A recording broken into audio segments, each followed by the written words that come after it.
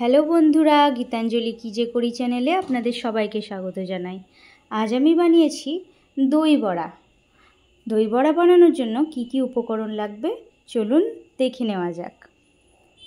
আমি এখানে 300 গ্রাম বিউলির ডাল এক রাত ভিজিয়ে রেখেছিলাম, তারপর সেটাকে বেটে নিয়েছি। এর মধ্যে আমি সামান্য একটু বেকিং সোডা দিচ্ছি আর কিছুটা মৌরি দিব, রোস্টেড মৌরি। তো আমি যখন ডালটা বেটেছিলাম তখন খুব সামান্যই জল দিয়েছি, আর এতে একটুখানি আদা, একটু কাঁচা লঙ্কা আর সামান্য নুন দিয়ে বেটে নিয়েছি। একদম পাতলা করে বাটবেন না, এরকম কনসিস্টেন্সি থাকবে সেরকমভাবেই বাটবেন। আর একদম একটু দানা দানা থাকলেও অসুবিধা নেই, ফাইন পেস্ট না হলেও চলবে। আর এইভাবে আপনাদেরকে ফেটিয়ে নিতে হবে। মোটামুটি 5 মিনিট মতো এইভাবে আপনাদেরকে একটু হাতটা চালাতে হবে, ফেটিয়ে নিতে হবে। এবার কড়াইয়ে আমি সাদা তেল গরম করতে বসিয়ে দিয়েছি। এতে এক এক করে এই দই বড়ার বড়াগুলো ভেজে নেব। একটু বড় বড় সাইজেরই বড়া আমি এখানে বানিয়েছি, আপনারা ছোট বড় যেমন খুশি বানাতে পারেন। তো এটা এক ধরনের চাট, বুঝলেন তো, চাট রেসিপি, চটপটে। তো আপনারা এটা গরমের দিনে অবশ্যই বানিয়ে খান। এইভাবে বড়াগুলো আমি একদম লো টু মিডিয়াম ফ্লেমে ভেজে নিয়েছি, একটু লাল লাল করেই ভেজে নিয়েছি।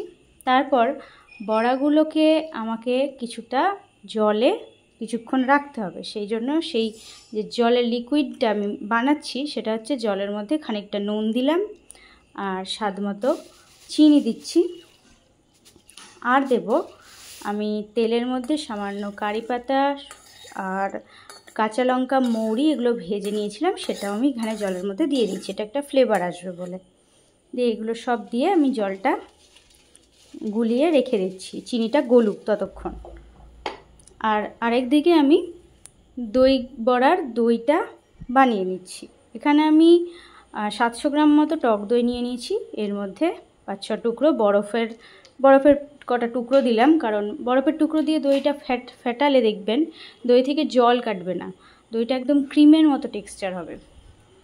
সেই জন্যই বরফের টুকরোটা দিয়ে আমি দইয়ের সাথে ভালো করে মিশিয়ে ফেটিয়ে নিচ্ছি। দেখুন ক্রিমের মতো হয়ে গেছে কীরকম। এবার দইটার স্বাদ আনার জন্য এর মধ্যে পরিমাণ মতো, যেমন আপনাদের টেস্ট অনুযায়ী, নুন, চিনি এগুলো সব এক এক করে আমি দিয়ে দেব। চিনিটা আমি গুঁড়ো করে নিয়েছি যাতে তাড়াতাড়ি মিশে যায়, গলে যায় আর কি। আর এমনি নুনও দিয়েছি, বিট নুনও দিতে পারেন, কালো নুন যেটা বলে ব্ল্যাক সল্ট, সেটাও আপনারা এখানে দিতে পারেন।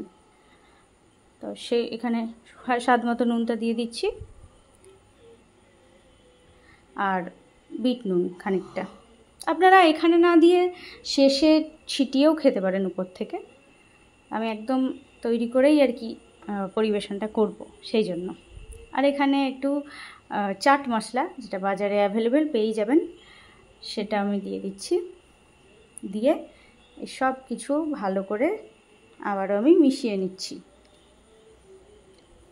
এটা মিশিয়ে নেওয়া হলে 1 ঘন্টার জন্য ফ্রিজে আমি এটাকে রেখে দেব। আর অন্যদিকে আমি বড়াগুলো যে ভিজিয়ে রেখেছি সেইগুলোর বড়াগুলো এবার ভিজিয়ে রাখবো। জলটা তৈরি করে নিয়েছি না, সেটার মধ্যে বড়াগুলো আমি এবার ভিজিয়ে রাখবো।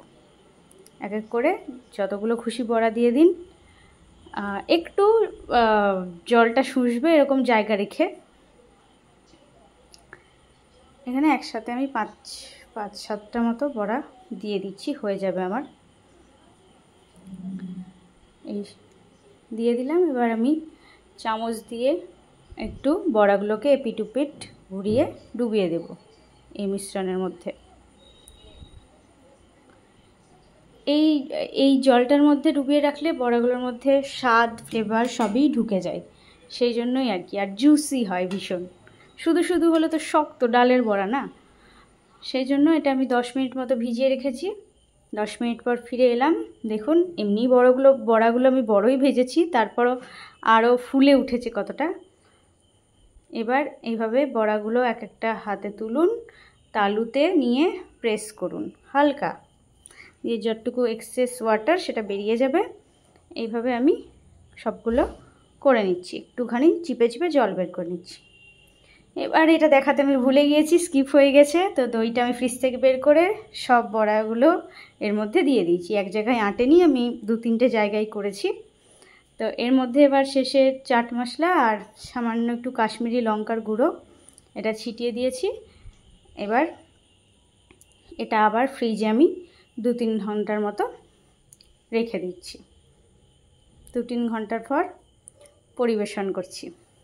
এই দেখুন আমি দই বড়া তুলে এখানে রেখেছি, 3টে পরিবেশন করেছি। এর মধ্যে সামান্য কুচনো কাঁচা লঙ্কা আর কিশমিশ দিয়েছি, আর এখানে তেঁতুলের চাটনি দিলাম। এটা বাজারে অ্যাভেলেবেল পেয়ে যাবেন। এখানে গ্রিন চাটনিও অনেকে ব্যবহার করেন, সেটা রেসিপিও আমি আপনাদের দিয়ে দেব। আর সামান্য একটু চেরি কুচিয়ে দিয়েছি। এখানে অনেকে আঙুর কুচনো দিয়ে খেতে পারেন, আর দিয়ে খেতে পারেন বেদানা, এবার কাজুও দেওয়া যায়। আর শেষে সেও ভাজা দিয়ে পরিবেশন করুন। আর একটু যদি ধনেপাতা থাকে সেটাও দিতে পারেন। তো তৈরি হয়ে গেল দই বড়া। আমার রেসিপিটি কেমন লাগলো সেটি অবশ্যই আমাকে কমেন্টে লিখে জানান। আরও নতুন রেসিপি পাওয়ার জন্য আমার চ্যানেলটিকে লাইক করুন, বন্ধুদের সাথে শেয়ার করুন, আর আমার চ্যানেলটি সাবস্ক্রাইব করুন। ধন্যবাদ।